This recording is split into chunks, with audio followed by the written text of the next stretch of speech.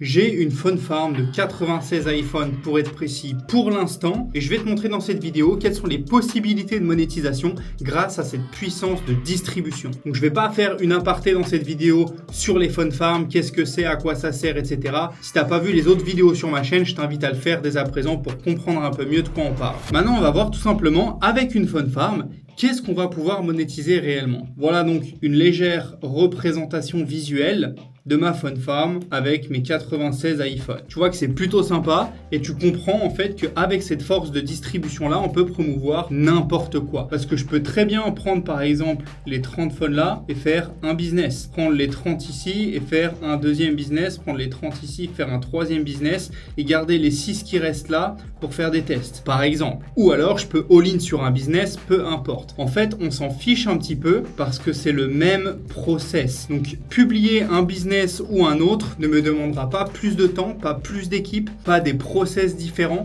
C'est tout pareil, c'est le même cœur. Et la seule et unique chose qui va changer véritablement, c'est le contenu que tu publies, mais on utilise les mêmes outils, les mêmes process. Il y a genre un tout petit décalage à faire pour pouvoir varier un contenu à un autre. C'est ce qui fait que c'est aussi facile avec une phone farm d'aller taper sur plusieurs business différents, donc pour varier potentiellement ses revenus et tout simplement aller chercher des meilleures opportunités au fur et à mesure du temps. Et je vais vous présenter dès maintenant certaines de ces opportunités. On va évidemment pas toutes les voir, mais je vais vous en présenter certaines. La première opportunité, évidemment, ça va être la monétisation des réseaux sociaux. Donc TikTok monétisation et Instagram monétisation dont on parle beaucoup moins. Donc là ici, typiquement, on va être payé au CPM, au coût par mille. Donc vous allez être payé au nombre de vues éligibles que vous faites. On pourrait potentiellement ici rajouter dans cette catégorie ici le clipping. Donc vous allez pouvoir charger des clients pour leur faire des campagnes de clipping, en gros promouvoir leur personal brand en masse sur les réseaux sociaux. Ça peut être un excellent business model. Il y a des gens qui tournent énormément comme ça et malgré les CPM baissant de plus en plus d'année en année,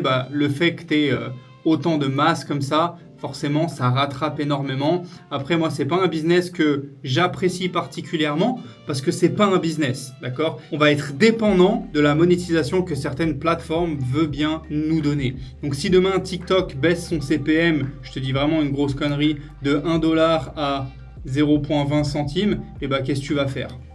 Un procès? Tu vas rien faire du tout. Tu vas manger ton moins 80% de centimes sur le CPM et c'est tout ce que tu vas faire. Donc voilà, moi c'est pour ça que j'aime pas beaucoup ce business model là et que j'en ai jamais fait pour le coup. Mais ça reste quand même extrêmement viable et ici je pense qu'on aurait du coup un potentiel entre 30 et 50K par mois. Surtout avec Instagram monétisation qui est beaucoup moins exploité. Et je connais quelqu'un d'ailleurs, petit aparté, qui fait ça et il se gave. Ensuite, on va avoir Shopify, créer une boutique e-commerce. Sur le e-com, on va avoir une faible marge de manière générale, mais c'est très scalable. Avec notre phone farm, on va faire des campagnes UGC en masse. Le contenu UGC étant créé vraiment de manière automatique grâce à l'IA. Et l'avantage d'une véritable marque e-commerce, je ne vous parle pas de dropshipping à la con, d'une vraie marque e-commerce, c'est que vous pouvez faire un exit intéressant. Si vous arrivez à construire quelque chose de gros, vous pourrez vendre par la suite toutes vos stratégies, vos teams, votre brand, vos stocks, votre stratégie UGC-IA, votre phone farm, tout le bordel. Et ça, potentiellement, ça peut aller sur plusieurs millions de dollars. Donc ça reste très intéressant de développer une grosse brand aujourd'hui. Maintenant, on va rentrer dans les niches que moi j'affectionne et que j'utilise. La première étant l'infoproduit. Donc la vente de formation, coaching, etc. Pourquoi? Parce que grâce à une phone farm, on va pouvoir être omniprésent.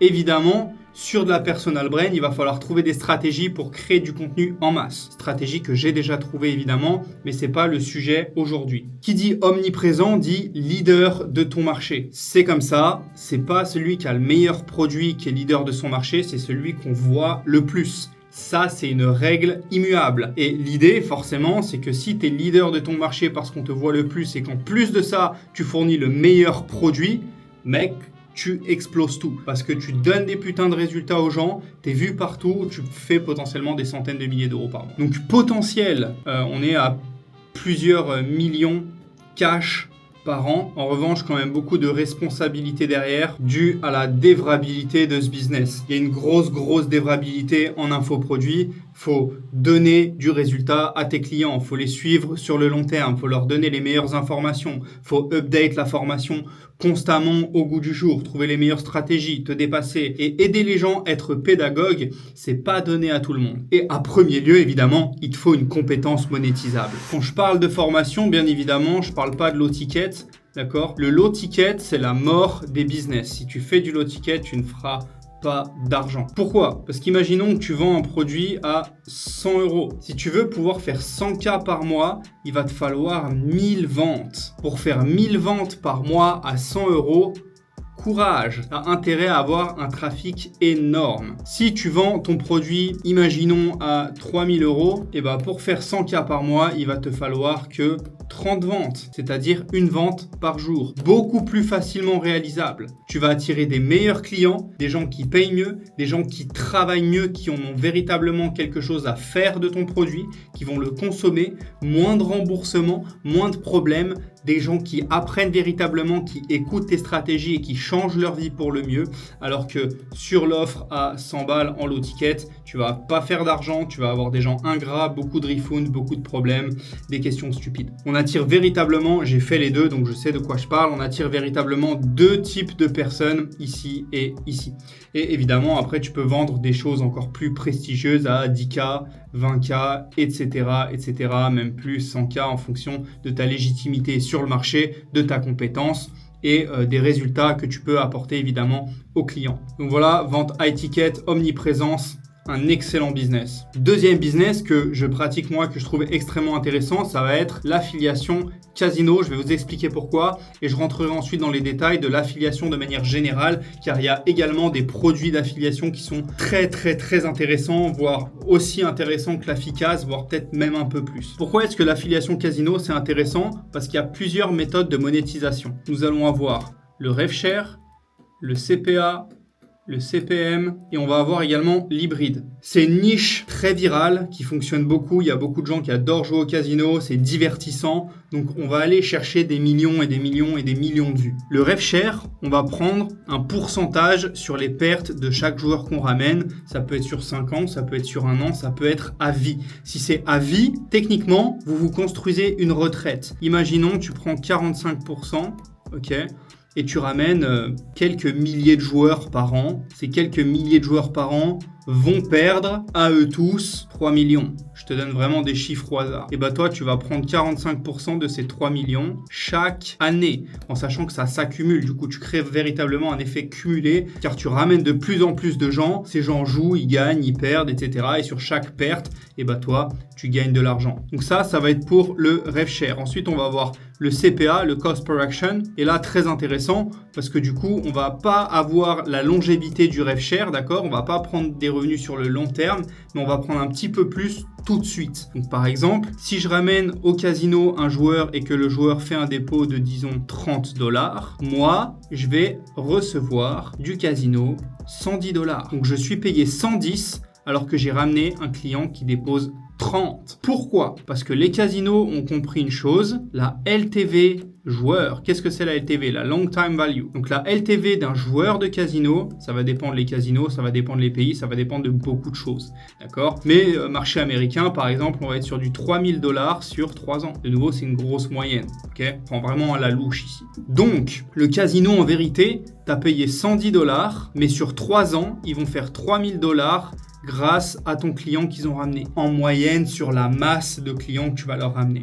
D'accord? Et donc, c'est un bon deal pour toi parce que c'est facile à convertir ici et tu es très bien payé par rapport à ce qu'ils déposent. Et c'est un bon deal pour le casino parce que tu leur coûtes pas cher et tu leur ramènes du trafic. En sachant que les deals se négocient, au plus tu ramènes des bons clients, évidemment, tu arrives à avoir des LTV hautes. Si la LTV de ton trafic ici, elle est haute, le casino n'hésitera pas à t'augmenter ton bonus de CPA. Tu peux tout à fait avoir des deals où tu reçois genre 400 $ de CPA, 500 $, 600 $. C'est Ça va dépendre évidemment de ta LTV. Tout est négociable à partir du moment où tu ramènes du gros volume d'affaires. On va avoir ensuite le CPM, le coût par mille. Ça va être pour des campagnes de ce qu'on appelle de brand awareness. Donc pour faire connaître une marque tout simplement. Pour mettre le logo d'une marque omniprésente partout. C'est pour ça que vous voyez Kik présent partout. C'est pour ça que vous voyez le logo Steak présent partout. C'est pour ça que vous voyez le logo Shuffle présent partout. C'est parce que tous ces sites de streaming, ces casinos en ligne ont compris que l'omniprésence était la clé. Donc ils vont payer des campagnes de clipping pour faire connaître leur brand. Donc des campagnes de brand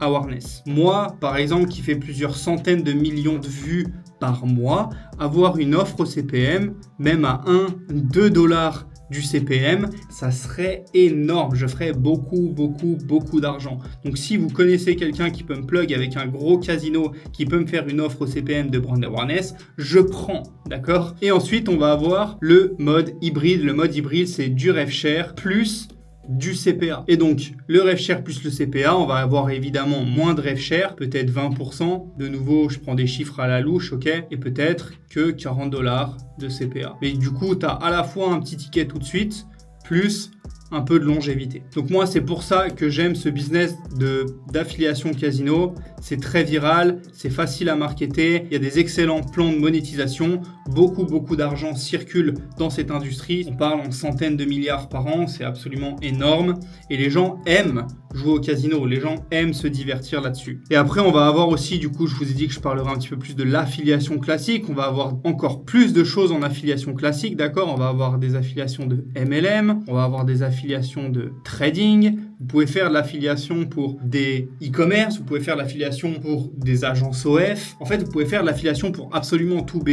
business qui existe sur Terre. Vous leur ramenez du trafic, s'il y a des ventes, vous êtes payé. Aussi simple que ça. Mais tous ne se valent pas, évidemment. Et aussi dans ce milieu-là, j'en parlerai peut-être plus tard sur la chaîne, mais il y a des grosses opportunités. Et le dernier business, évidemment, vous m'avez vu venir, c'est OnlyFans. Je ne pense pas avoir besoin d'énormément parler de OnlyFans, mais ça va être extrêmement viral, c'est facile à vendre, c'est très structurable, c'est un business scalable et c'est surtout un business à cash. Donc moi, j'aime beaucoup combiner ces trois business-là qui sont des business du coup qui vont à la fois être viral, scalable et à cash. Voici pour ce qui est de la vidéo des prises de monétisation à utiliser avec votre Fun Farm. J'espère que ça vous a plu. N'hésitez pas à vous abonner et à me poser des questions si jamais vous en avez dans les commentaires. Dans la description ci-dessous, vous avez mon compte Instagram si jamais vous voulez me follow et en apprendre plus. Et vous avez également, si vous voulez aller encore plus loin dans la démarche d'apprentissage, un lien. Vous pouvez cliquer dessus et vous allez avoir plus d'informations sur les Fun Farm, les méthodes de distribution et comment les monétiser. Si ça t'intéresse vraiment, tu peux tout simplement envoyer un message WhatsApp